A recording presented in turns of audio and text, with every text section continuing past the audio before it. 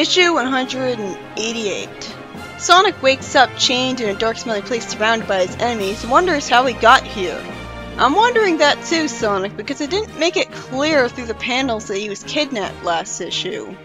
Then after some pointless recap, Sally makes it into Freedom HQ through a secret entrance that we never knew about before because the writers wrote themselves into a corner, and Finn complains that she made him miss, when he didn't seem to care too much about that when he missed Mina.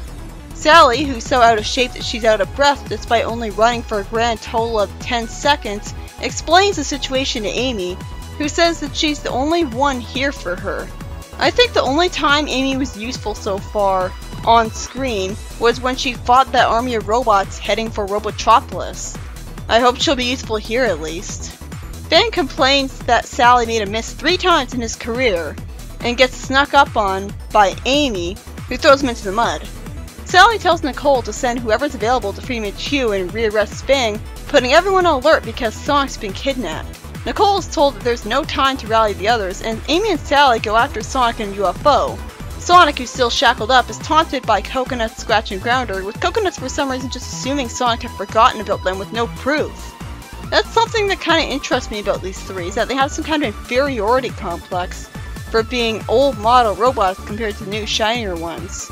He taunts them that he stomped them all when he was 8, and then Sleuth for some reason just admits that, shackled or not, Sonic could take them all out. Why would he compliment Sonic when he's a one-dimensional villain?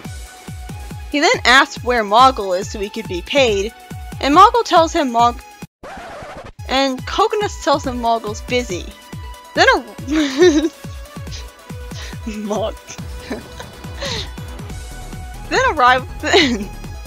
Then a rivalry is shown between Drago and Sleuth, with the two having actual character interactions of some kind for once, as Sleuth just tells Drago to shut up so that he can make the same speech, explaining that Moggle only has so much time to pick up Sonic.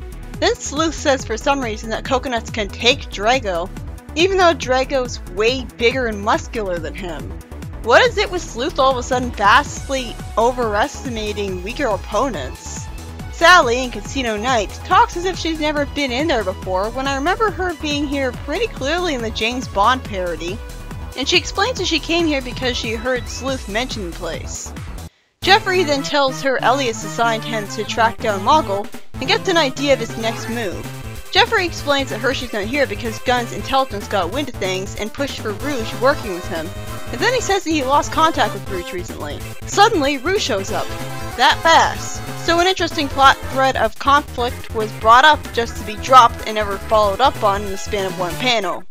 Rouge explains that she knows where to go to help Sally, and then we see Bean asking Sonic a whole bunch of questions, including why he's so fast, which is a good one since we never got a proper answer, and he lampshades the fact that a hedgehog and a squirrel should probably have mutant hedge squirrel babies instead of just one kid of each race. Then Jeffrey and his friends show up. Sonic breaks free of the shackles somehow and immediately punches Bean for annoying him, and spin dashes at Bark's chest, not cutting him with his sharp spine somehow, while lampshading that he should have had the good sense to stick to Sally's steel. Scratch says that he misses the days when he only had to worry about Sonic. Yeesh, too bad there's some fans that agree with him. And Grounder says he misses the days where Amy was all quiet and non-threatening, instead of violent and camera-happy.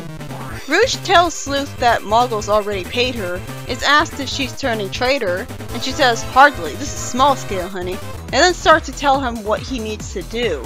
Is she manipulating him lying, or actually being serious? I can't tell with Rouge in this comic. Sonic thanks the girls for the unlikely rescue, and after Jeffrey hesitates for picking a fight with Moggle because they're on his turf, and not because, you know, he's an ultra-powerful mage, Sonic spin dashes some swap-bots saying they were outdated a long time ago. That's weird, since we saw some swap-bots threaten Blaze not too long ago. I mean, why does he just assume that? They're not badniks. Moggle complains that he told people his business was concluded, he plays innocent with Sally, and Sleuth tells Moggle that the Destructives have been using his generous gift of the bar and grill as a front for their mercenary actions. Mercenary meaning greedy, apparently. Sleuth then smirks, implying that he was lying, and Moggle tells the swap boss to get him out of the bar. Naturally, Sonic doesn't fall for this, and I hope it's also because it makes no sense that Sleuth would just admit that out of nowhere. Moggle keeps playing innocent, making me pretty annoyed with him just getting away with it, and even says he'll send the invoice for the repairs money to Elias. Sally pragmatically doesn't let her friends start a fight with Muggle since he'd obviously win, I guess. And when Drago asks Sleuth why he fessed up, implying he wasn't lying, Sleuth says that's all part of an act, and Rouge told him Muggle would pay them for Sonic's humiliation there. Jeffrey, of all people, reassures everyone that at least they got out safe and sound. I didn't think he was the positive type. Sonic cheerfully calls Jeffrey stinky, thanks Sally for the rescue. Bunny then calls up Sally, explaining that Fang got away, and then Sonic then says that today couldn't get any worse, being totally genre blind, jinxing it like that. And we cut to Fiona, cheerfully teasing, "Hey Brainiacs," and asking, "Have you gotten those stolen globe posts up and running yet?" Calling them stolen in a stilted way to give exposition about them to the audience, while we see a small TV monitor with a hole in it in the background. I like that her smirk is drawn more like a teasing big sister than a genuinely evil smirk that means harm.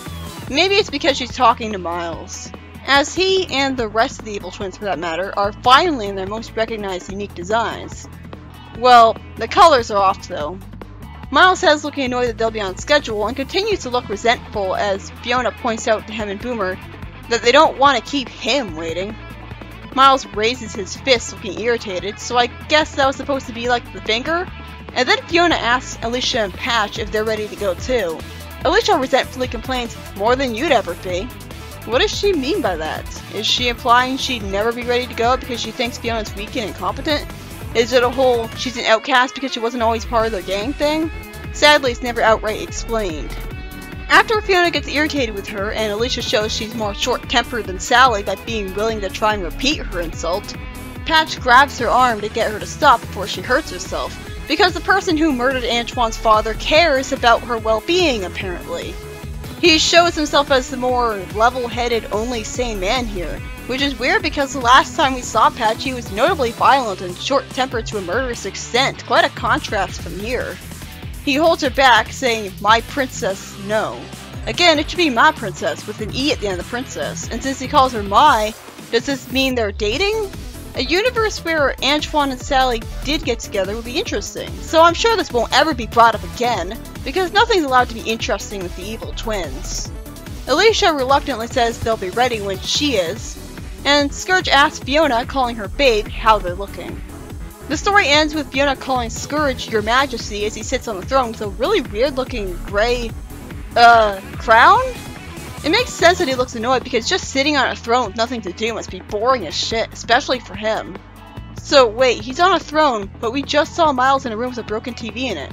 So why was the TV broken if this was in Alicia's castle? A temper tantrum from one of the people in here? Not to mention it looks so tiny you'd think it was from decades ago. So is there going to be a backup story about how Scourge's experience taking over Alicia's castle was? No, of course not. Priorities? What's that? This issue is by Ian Flynn, and involved Sonic being rescued by Sally, Amy, and Jeffrey of all people, only for Muggles who completely get away with orchestrating his kidnapping. Because he's an annoying character and Rouge convinced Sleuth that he'd be paid for making sure of that. Why did she do that exactly?